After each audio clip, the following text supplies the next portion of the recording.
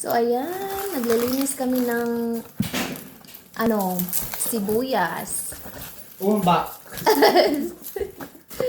Sa ano ko to? Dala namin para sa kaibigan ko. Buyas na Malalaki umbak. di ba? Ang init. Mainit na dito, guys.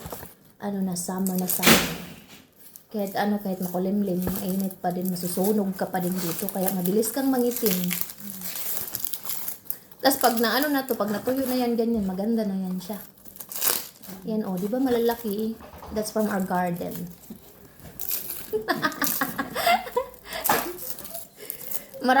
Marami. Kaya lang ito, para sa kanya to.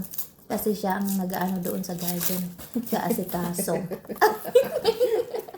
Ito yung share niya.